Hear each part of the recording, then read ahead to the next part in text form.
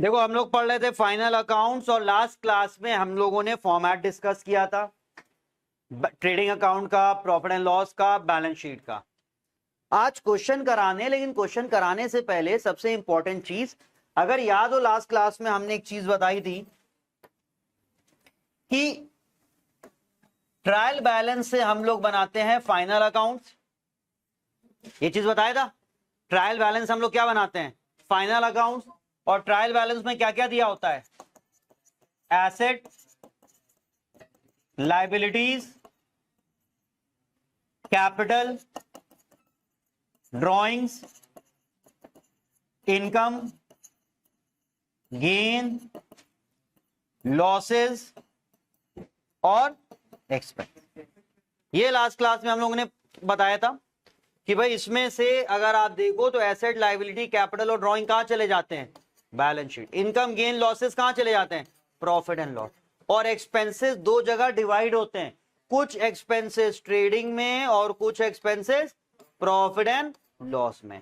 तो आज की क्लास में सबसे पहले तो यही बताएंगे कि भाई कौन से एक्सपेंस हमारे ट्रेडिंग में जाते हैं और कौन से एक्सपेंस हमारे प्रॉफिट एंड लॉस में जाते हैं। तो एक काम करो, पेज को दो इक्वल पार्ट में डिवाइड कर लो। समझ गए कैसे, यूं वर्टिकली डिवाइड कर लो दो इक्वल पार्ट में। एक तरफ लिख लो ट्रेडिंग अकाउंट, दूसरी तरफ लिख लो profit and loss account.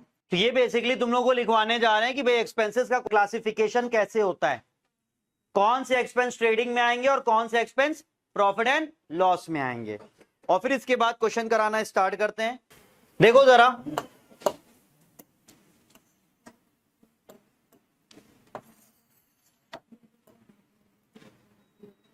Trading account का फॉर्मेट अगर याद हो, ट्रेडिंग अकाउंट में टू साइड पे ओपनिंग स्टॉक था, टू साइड पे परचेजेस था और कुछ डायरेक्ट एक्सपेंसेस थे।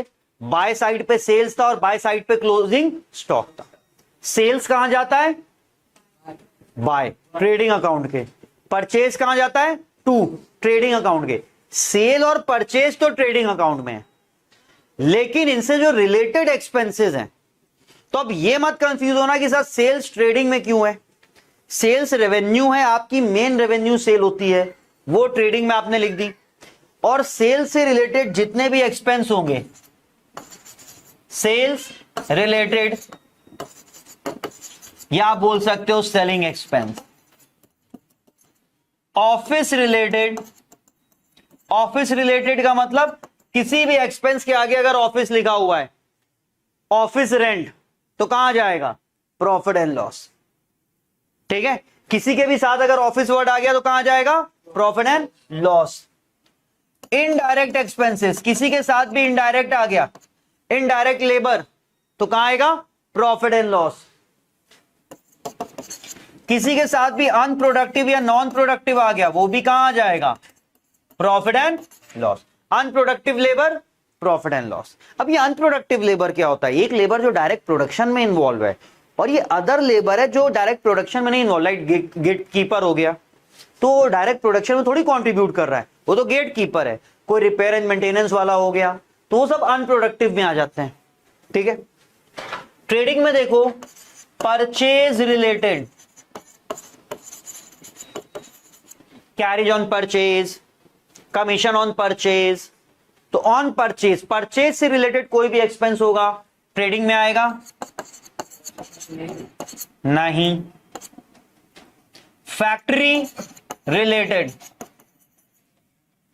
फैक्ट्री रिलेटेड क्या हो गया, फैक्ट्री से। लाइक फैक्ट्री रेंट कहां पे आ जाएगा, ट्रेडिंग अकाउंट। ऑफिस रेंट कहां आएगा, पीएल अकाउंट। फैक्ट्री रेंट बोलेगा तो ट्रेडिंग अकाउंट, और सिर्फ रेंट बोला है तो प्रॉफिट एंड लॉस। ठीक है, ये परचेज, परचेज अकाउंट की बात हो रही है। किसकी बात हो रही है, परचेज अकाउंट, जो कब यूज करते हैं, जब हम लोग गुड्स परचेज करते हैं।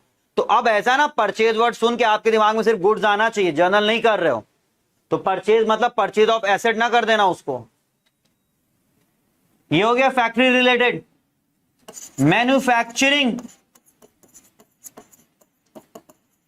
Expense, direct expense, productive expense. Productive labour, direct labour, direct material, तो ये सब कहां आ जाएगा? ट्रेडिंग अकाउंट में। लिख लो जल्दी से। ये तो एक वर्ड टर्म्स हो गए। वेजेस और सैलरीज ये दो टर्म है। तो वेजेस वर्ड जब भी आए तो वेजेस किससे एसोसिएटेड होगा? फैक्ट्री से। तो कहां पे आएगा? ट्रेडिंग। और सैलरीज किससे एसोसिएटेड माना जाएगा? ऑफिस। ये चीज क्लियर है? इसमें कोई प्रॉब्लम है? कभी कभी क्या होता है,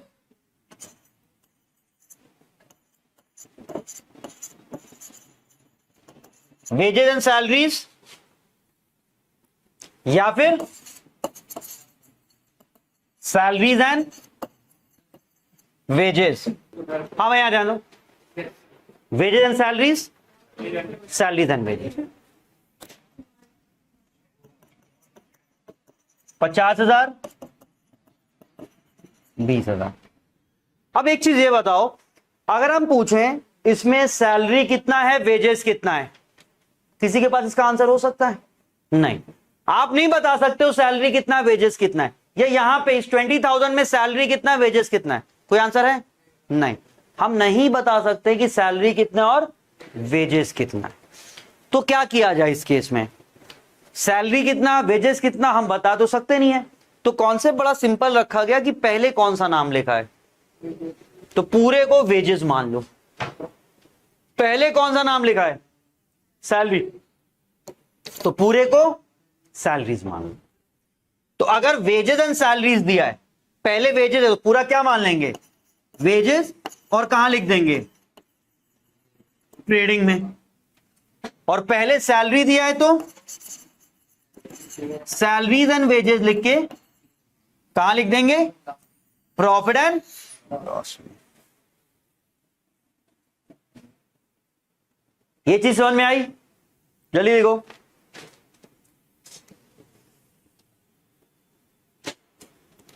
नेक्स्ट टर्म है कैरेज, कार्टेज और फ्रेट। 3 टर्म है, carriage, cartage, freight.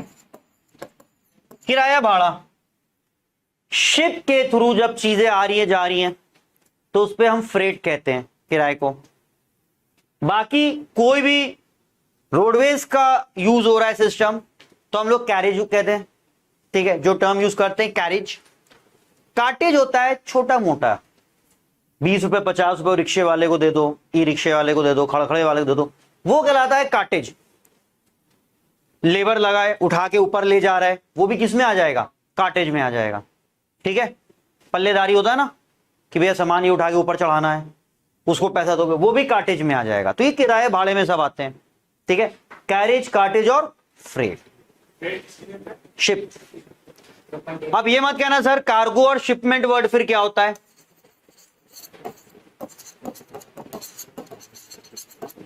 Cargo, ship के थ्रू जो सामान आ रहा होता है उसको कार्गो बोला जाता है। जो आप उस पर किराया पे करोगे वो क्या कहलाएगा? फ्रेट। आप ट्रक से जो है मुंबई से आपका सामान चला है तो आप बोलोगे शिपमेंट हमारा निकल चुका है, वो प्रोसेस जो होता है वो कॉन्सेप्ट वो शिपमेंट कहलाता है। उस पर आप पे क्या करोगे? कैरेज पे करोगे। ऐसा समझो सिंपल सा। तो ये तीनों टर्म है, इन तीनों का मतलब क्या होता है? किराया भाड़ा। अभी सबको पता है कभी कभी आप चीज खरीदते हो उस पर भी आपको पे करना पड़ता है, कभी कभी बेचने के टाइम भी आपको पे करना पड़ता है। बहुत बार आप शॉप पे गए, आपने दुकान से खरीदा, उसने कहा भैया किराया आप ही को देना पड़ेगा, तो परचेज किया और आपने किराया पे किया, तो कैरेज ऑन परचेज। ठीक है, आपने किसी को सेल किया, उसने कहा भैया हम किराया तो नहीं देंगे, उसने कहा अच्छा हम दे देंगे, किराया हमारी तरफ से। तो सेल करने पे भी आपने कैरेज पे किया तो वो क्या कहलाएगा? Carriage on sale. तो एक ऑन परचेज है, एक ऑन सेल है। ऑन परचेज वाला किधर आएगा? ट्रेडिंग। ऑन सेल वाला किधर आएगा? Profit and loss. तो carriage, cartage, freight. On purchase बोल दे या फिर इनवर्ड बोल दे, मतलब सेम है। Carriage inward, cartage inward, freight inward. Carriage on purchase, cartage on purchase, freight on purchase, ये सब ट्रेडिंग में आएगा। और अगर ऑन सेल बोल दे या आउटवर्ड बोल दे तो ये कहां आ जाएगा? प्रॉफिट एंड लॉस में। Carriage outward profit and loss, freight outward profit and loss, freight on sales profit and loss. तो आउटवर्ड और sale profit and loss, inward और परचेज ट्रेडिंग अकाउंट। लेकिन सिर्फ किससे? कैरिज, कार्टेज और फ्रेट की बात हो रही है। रिटर्न इनवर्ड, रिटर्न आउटवर्ड के साथ इसको एसोसिएट मत कर देना, वो दूसरी चीज होती है। ठीक है, लिखा ये चीज। अब इसमें एक क्वेश्चन ये बनता है, सर अगर इनवर्ड आउटवर्ड कुछ ना बोला हो तो क्या करें, है ना?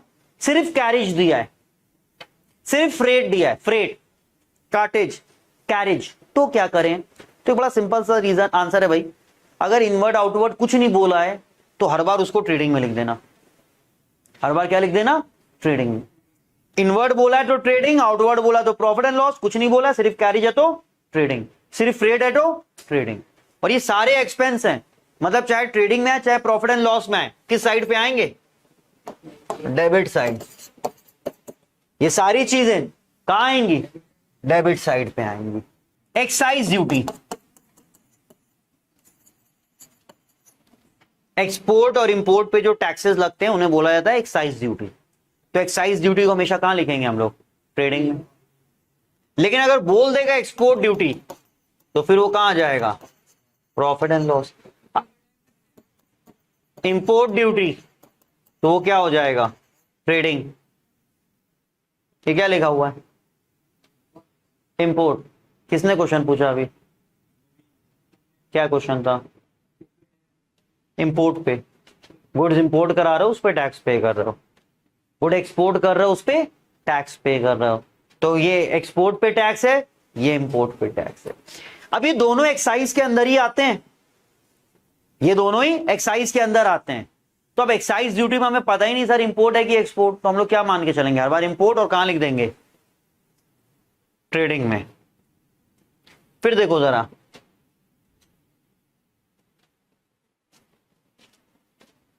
Commission on purchase,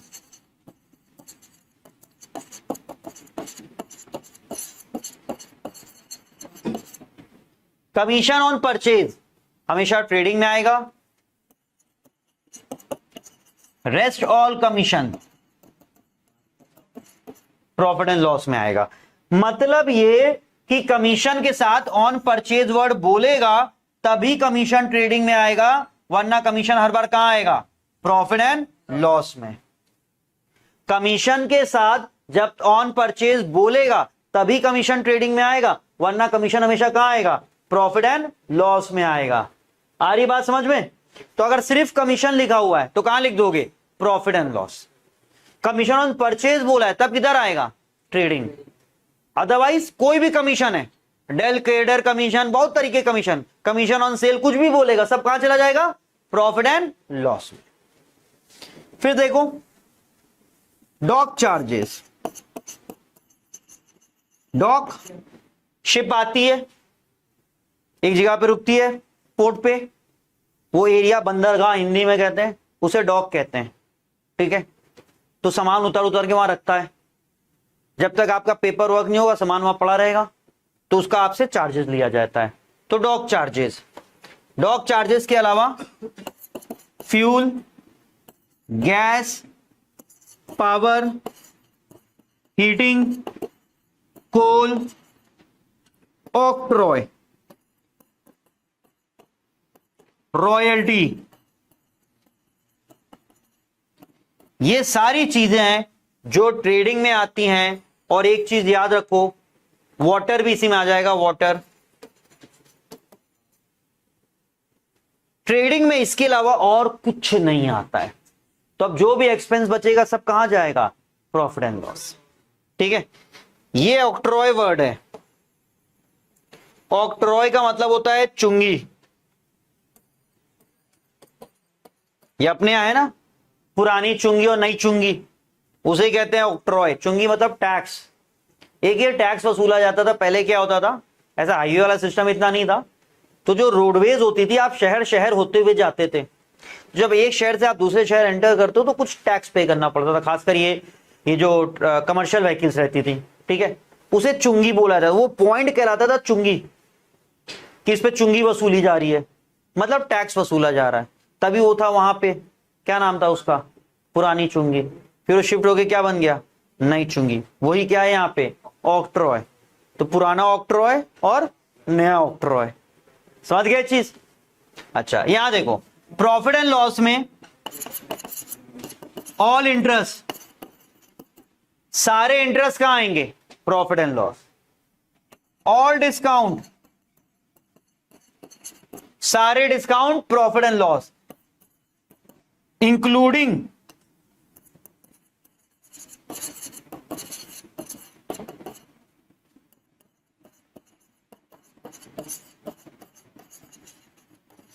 discount on purchases. तो ये एक लौता है कि ऑन परचेजेस बोल रहा है, फिर भी ये प्रॉफिट एंड लॉस में आएगा। बाकी किसी के साथ भी ऑन परचेज वर्ड लगता है और ट्रेडिंग में आता है, लेकिन डिस्काउंट ऑन परचेज हमारा किधर आएगा, प्रॉफिट एंड लॉस। सारे इंटरेस्ट प्रॉफिट एंड लॉस, सारे डिस्काउंट प्रॉफिट एंड लॉस। और एक और है, धोखेबाज है ये, ट्रेडिंग एक्सपेंस। नाम ट्रेडिंग है लेकिन किधर आएगा, प्रॉफिट एंड लॉस। ये पूरा कॉपी करो, क्वेश्चन करके दिखाते जल्दी से। आओ देखो, हमने एक चीज तुम लोग को बताई थी, ट्रेडिंग और प्रॉफिट एंड लॉस का फॉर्मेट अलग अलग भी बना सकते हैं, कंबाइन करके भी बना सकते हैं। वैसे तो हम हमेशा अलग अलग बनाएंगे, आज पहला क्वेश्चन है हम कंबाइन करके बना रहे हैं, ठीक है। इसके बाद जितने भी क्वेश्चन अगर हम करेंगे तो अलग अलग ही करेंगे। Trading and profit and loss account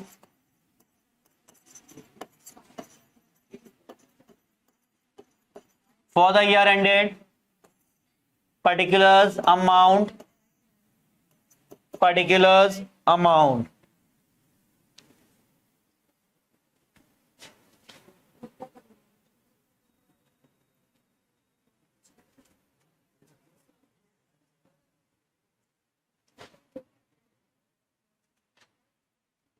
चलो जल्दी इधर देखो,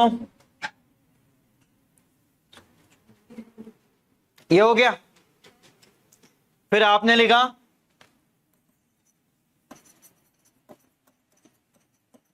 बैलेंस शीट,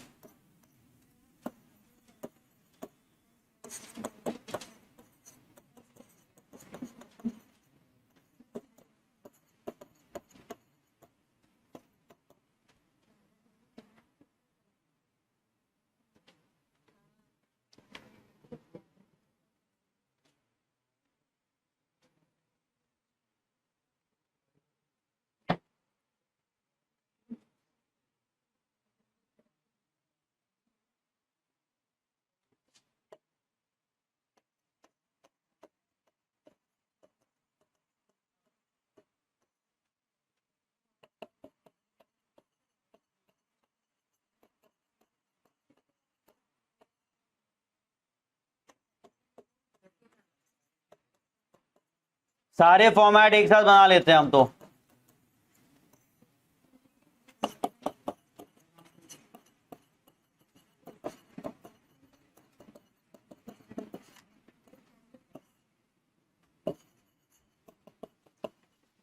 पर देखो मेरा करने का तरीका क्या है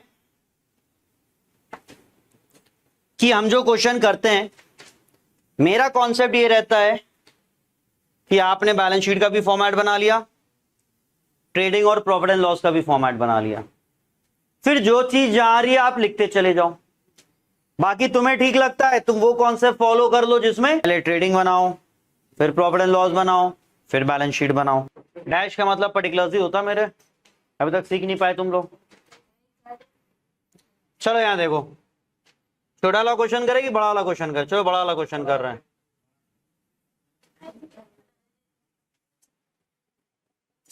ये वाला क्वेश्चन कर रहे हैं, जरा देखो। Following are the balances as on 31st March 2020 extracted from the books of Das. You are required to prepare trading account, profit and loss account and balance sheet as at 31st March 2020। Date क्या दी हुई है, 31st March 2020। तो वहां चल के पहले date लिख लो भाई। For the year ended 31st March 2020, balance sheet में एज एट 31st March 2020। अब तरीका क्या है, आप क्वेश्चन देखते जाओ, क्वेश्चन में जो चीज आती है जहां लिखती जाओ। कैपिटल है 5,25,000 का, कैपिटल कितना है 5,25,000।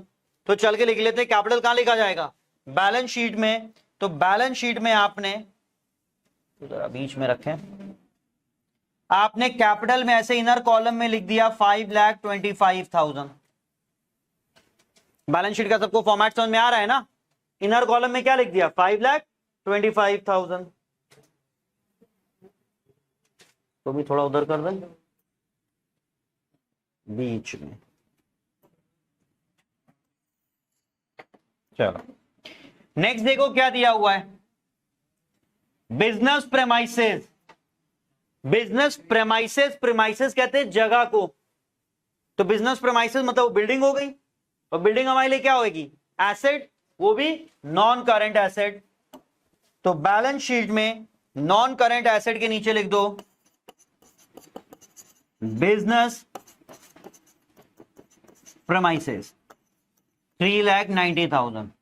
अब एक क्वेश्चन बनता है कि सर आपने इसकी अमाउंट तो देखिए अमाउंट के कॉलम में लिख दी, इसकी अमाउंट आपने अमाउंट के कॉलम में नहीं लिखी। ये गलती नहीं हुई, जानबूझ के नहीं लिखा है, क्योंकि कैपिटल में ड्राइंग माइनस होता है और नेट प्रॉफिट प्लस होता है। अगर नेट लॉस हो गया तो माइनस होगा, तो इस वजह से इसको इनर कॉलम में लिखा। जिसमें तो कोई अमाउंट प्लस या माइनस होनी होगी उसको आप इनर कॉलम में लिखोगे हर बार। नेक्स्ट देखो क्या है, सेल्स।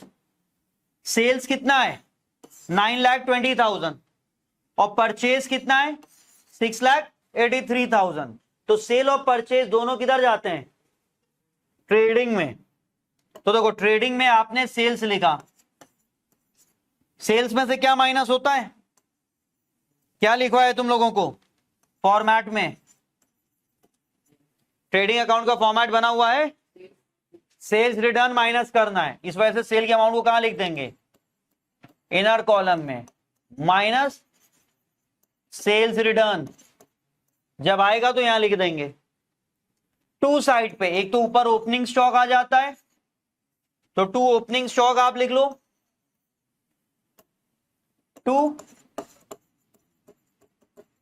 ओपनिंग स्टॉक जब आएगा तो लिख लेंगे, और टू परचेजेस 6,83,000, और इसमें से क्या माइनस होगा, परचेज रिटर्न। परचेज रिटर्न का दूसरा नाम क्या होता है, रिटर्न आउटवर्ड। परचेज हो गया, परचेज के बाद देखो फिर क्या है, रिटर्न इनवर्ड। परचेज के बाद फिर क्या है, रिटर्न इनवर्ड। रिटर्न इनवर्ड कहते हैं सेल्स रिटर्न को। तो सेल्स में से माइनस करेंगे 13,000, तो ये आपका सेल्स यहां लिखा हुआ है, इसमें से आपने 13,000 यहां लिख के माइनस किया, ये आ गया 9,07,000। ठीक है, फिर देखो जरा, स्टॉक ऑन 1 अप्रैल 2019। देखो मार्च 2020 है, तो अप्रैल 2019 ओपनिंग स्टॉक। ओपनिंग स्टॉक कितना दिया हुआ है 1,76,000। ओपनिंग स्टॉक ट्रेडिंग में आता है, तो ट्रेडिंग में टू ओपनिंग स्टॉक 1,76,000। फिर देखो क्या दिया हुआ है, ड्रॉइंग्स 19,100। ये तुम लोग की बुक का ही क्वेश्चन है, बुक में क्वेश्चन नंबर 17 है, वो नाम हमने ऊपर नीचे करके लिख दिए, क्वेश्चन वही है। ठीक है, तो अभी क्वेश्चन सबके पास है। ड्राइंग्स कितना है 19,100। ड्राइंग का याद रखो, ड्राइंग जो है बैलेंस शीट में कैपिटल से माइनस हो जाएगा 19,100। तो यहां ये माइनस किया तो ये आ गया 900, 14 में से 9 गया, यहां पे 5 बचा, 0 बचा, ये बचा, माइनस करके नीचे ही लिख दिया। ठीक है, फिर देखो ड्राइंग के बाद क्या है, रेंट। रेंट कितना है 22,000। अब ये रेंट में ऑफिस या फैक्ट्री कुछ बोला गया है, तो हमेशा ऑफिस का मान के चलोगे। ट्रेडिंग में हमने कहीं रेंट नहीं लिखवाया है, जब तक फैक्ट्री रेंट ना बोले रेंट कहां जाएगा, प्रॉफिट एंड लॉस में। ट्रेडिंग में कहीं टैक्सेस भी नहीं लिखवाए हैं, वो जो हम लोगों ने एक्सपेंसेस लिखे हैं ना पूरे लाइनों से, तो उसमें ट्रेडिंग में जितनी चीजें लिखी उतनी फिक्स है। तो जो एक्स्ट्रा एक्सपेंस है प्रॉफिट एंड लॉस, तो रेंट 22,000 का प्रॉफिट एंड लॉस में चला जाएगा। तो अब यहां देखो प्रॉफिट एंड लॉस के लिए क्या करोगे, यहां पे ऐसे सेम लेवल पे ट्रेडिंग थोड़ा छोटा रखना, प्रॉफिट एंड लॉस बड़ा रखना, ठीक है। ट्रेडिंग थोड़ा छोटा, प्रॉफिट एंड लॉस बड़ा। एक लाइन उसके बाद छोड़ के लिख दो रेंट, एक लाइन स्किप कर देना, ठीक है। अब रेंट के बाद देखो क्या दिया हुआ है, कैरिज इनवर्ड 24,000, कैरिज इनवर्ड है, कहां जाएगा कैरिज इनवर्ड, किस में जाएगा, ट्रेडिंग अकाउंट में जाएगा। तो 24,000 का कैरिज इनवर्ड ट्रेडिंग में आना है, तो ये ट्रेडिंग में आपने यहां लिख दिया to carriage inward 24,000। Carriage inward के बाद देखो क्या दिया हुआ है, डिस्काउंट, सारे डिस्काउंट कहां जाएंगे, प्रॉफिट एंड लॉस। अब यहां पे तो बोला नहीं क्या डिस्काउंट अलाउड या रिसीव्ड, जब अलाउड रिसीव डेबिट क्रेडिट कुछ ना बोला तो डेबिट में लिख दिया करो। जैसे रेंट रिसीव भी हो सकता है, रेंट पेड भी हो सकता है, डिस्काउंट रिसीव भी हो सकता है, डिस्काउंट अलाउड भी हो सकता है, कमीशन रिसीव भी हो सकता है, कमीशन पेड भी हो सकता है। अगर ये रिसीव और पेड वाला कॉन्सेप्ट ना दिया हो, सिर्फ कमीशन रेंट डिस्काउंट ऐसे दिया है, हमेशा डेबिट में लिख दो, हमेशा कहां लिख दो, डेबिट में। तो डिस्काउंट 37,500, सारे डिस्काउंट प्रॉफिट एंड लॉस में जाने हैं, तो प्रॉफिट एंड लॉस में आपने लिख दिया टू डिस्काउंट 37,500। डिस्काउंट के बाद है printing, printing and stationery office का है कि फैक्ट्री का है, ऑफिस, तो 7,200 का प्रिंटिंग, ये भी ऑफिस में आ जाएगा।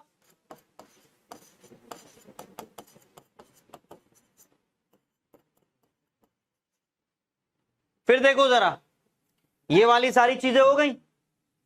इंश्योरेंस, प्रॉफिट एंड लॉस, क्योंकि ट्रेडिंग में कहीं इंश्योरेंस नहीं लिखवाया है, तो कहां चला जाएगा, प्रॉफिट एंड लॉस, कितना 5,000। तो यह आपने यहां पे लिख दिया 2,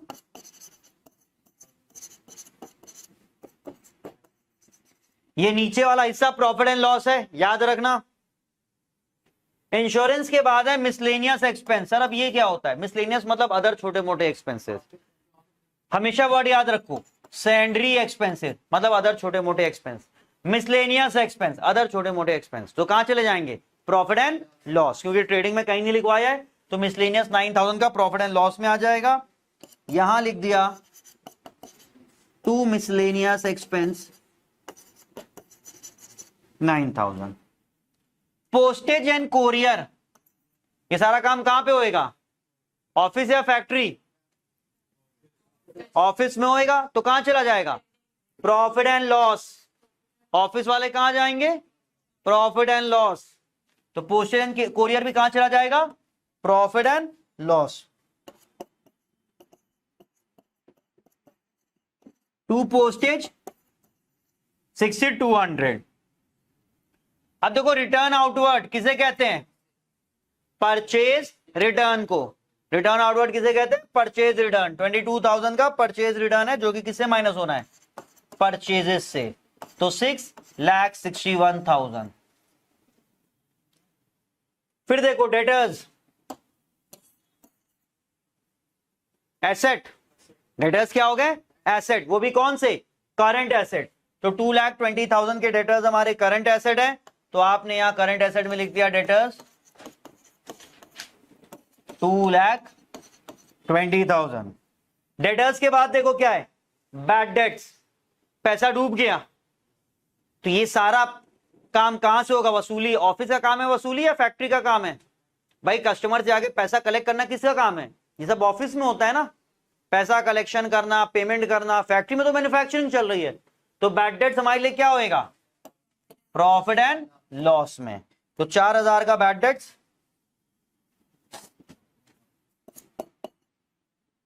थोड़ा सा ऊपर कर लेते हैं इसको,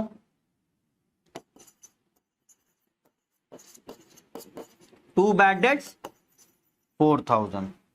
फिर देखो जरा क्रेडिटर्स, करंट लाइबिलिटी, तो 1,28,000 करंट लाइबिलिटी में लिखेंगे, ये आपने यहां लिख दिया क्रेडिटर्स। फिर देखो जरा लोन फ्रॉम साहिल, लोन लिया है कि लोन दिया है? फ्रॉम का मतलब लिया है। अगर होता लोन टू साहिल तो लोन दिया होता, लोन दिया है तो एसेट, तो लोन में अगर टू वर्ड है तो एसेट, और अगर फ्रॉम वर्ड है तो लाइबिलिटी। तो 50,000 का लोन लाइबिलिटी, और कौन सा लाइबिलिटी है? Non current.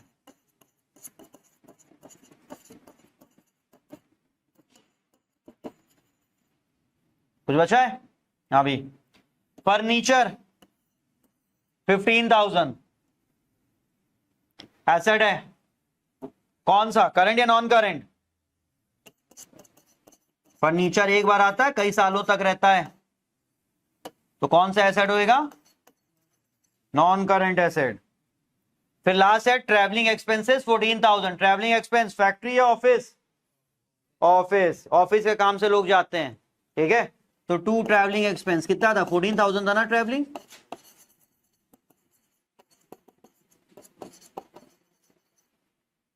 ये लिख लिया सारा।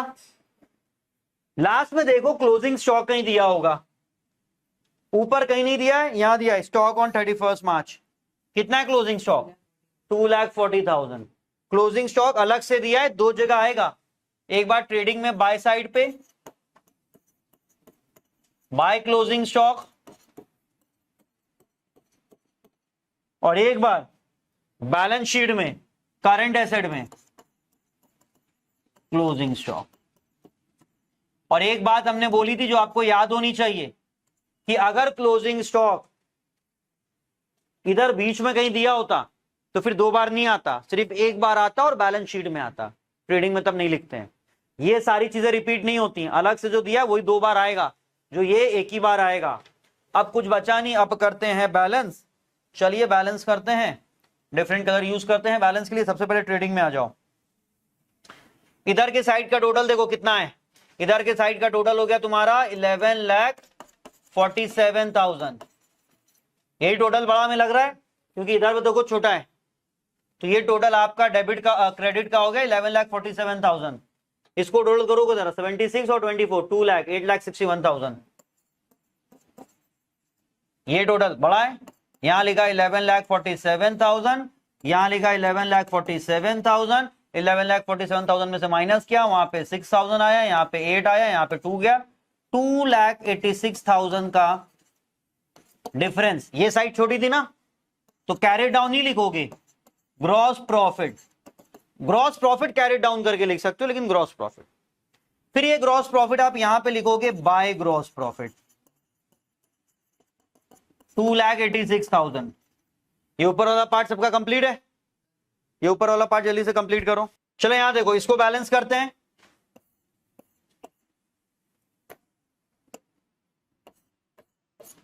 ये टोटल तो 2,86,000 है। इधर का देखो 22 और 37 कितना हो जाएगा? 59,500। 59 और 6 कितना हो जाएगा? 64,700। 64, 69, 700। 69 प्लस 9 78, 700। 78, 700, 78, 900, 84, 900, 84, 88, 900, 88, 98, 900 और 98, 900 में 4,000 ऐड कर देंगे तो ये बन जाएगा तुम्हारा 900, 102, 900, जो कि 286 में से माइनस कर देंगे 102, 900। यहाँ पे 100 बचेगा, या 5 हो जाएगा, 3 बचेगा, या 8 हो जाएगा। क्या 183, 100 है नेट प्रॉफिट? देखो जरा, अरे 183, 100 है। 180 कैलकुलेशन फिर से देख लेते। 14 4 18, 18 6 24, 24 9, 24 और 9 33, 33 और 5 38, 45, 45 और 37 82, 82 और ये 1,04,000, 1,04,000 200 नहीं, 5 2 900। ठीक है, यहां पे 200 कम था तो 1,00,000। ये साइड बड़ा है तो ये टोटल हमारा कितना बना? ये टोटल बना 1,00,000 सॉरी 1,04,900 और ये आ जाएगा 1,81,100। तो ये 286 यहां लिखा, डिफरेंस ये साइड छोटी थी 181 100। यहां पे किस नाम से लिखेंगे?